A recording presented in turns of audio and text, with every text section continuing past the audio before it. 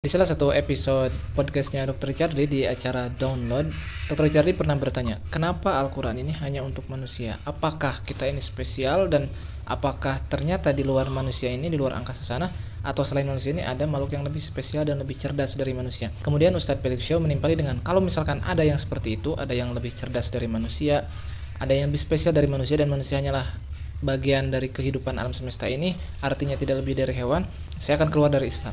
Ustaz Felix menjaminkan hal tersebut. Di Al-Quran itu dikatakan, walillahi yasjudu ma fis samawati wal ard. Dan kepada Allah lah bersujud segala yang ada di langit dan di bumi.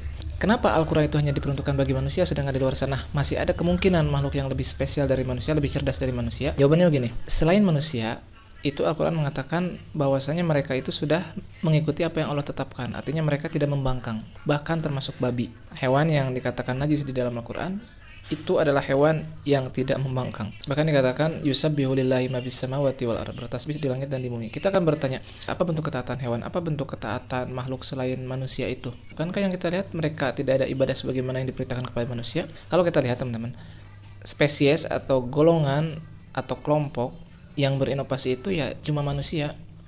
Memang ada hewan dan lain sebagainya yang berevolusi, tapi mereka berevolusi itu untuk beradaptasi dengan cuaca dan lingkungannya, bukan seperti halnya berinovasi sebagaimana manusia gitu. Kita dulu dari zaman yang sangat manual sampai ke zaman yang sungguh-sungguh canggih ini.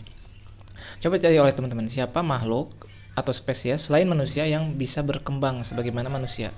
Oke lah, misalkan di sana dikatakan ada alien, tapi itu belum terbukti, itu hanya baru sebatas simpang siur atau bahkan lebih tepatnya konspirasi gitu.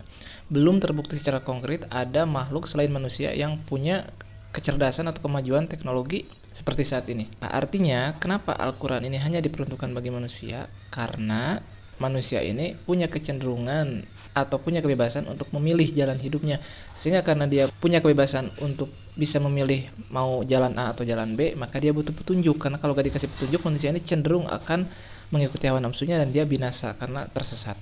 Lalu apa yang dimaksud dengan bertasbih makhluk di langit dan di bumi, bersujud atau tunduk dan patuh makhluk di langit dan di bumi selain manusia? Yakni ketika mereka menjalani diri mereka sebagaimana kodratnya. Misalkan babi. Kalau kita lihat babi dari dulu sampai sekarang karakternya sama. Ya, anggaplah di babi juga ada yang, atau di hewan juga ada yang orientasi seksualnya itu LGBT. Ya mereka sejak dulu, dari zaman dulu sampai sekarang itu mereka sudah dikenal seperti itu. Sedangkan manusia ada perilaku-perilaku nyeleneh gitu. Yang awalnya dulu seperti ini, ketika misalkan awal-awal diutus agama perilaku mereka baik-baik saja, tiba-tiba makin kesini makin kesana. Contohnya aja masalah pedofil. Dulu di zaman Nabi, pernikahan di usia semacam itu tidak dipermasalahkan. Sedangkan di zaman sekarang, baru-baru ini mulai digaungkan narasi tersebut, sehingga Nabi dituduh sebagai seorang pedofil, yang padahal di masa itu menikahi gadis yang masih sangat muda itu adalah hal biasa. Nah, banyak narasi-narasi atau pola pikir-pola pikir yang berkembang, entah itu dalam bentuk kemajuan atau kemunduran, ini menandakan bahwasanya manusia itu terus berkembang, terus berinovasi, dan dia punya kebebasan untuk memilih itu. Itulah sebabnya mereka dikasih petunjuk supaya nggak salah jalan. Sedangkan hewan dari dulu sampai sekarang ya perilakunya gitu-gitu aja gitu. Ya kita misalkan lihat peredaran planet.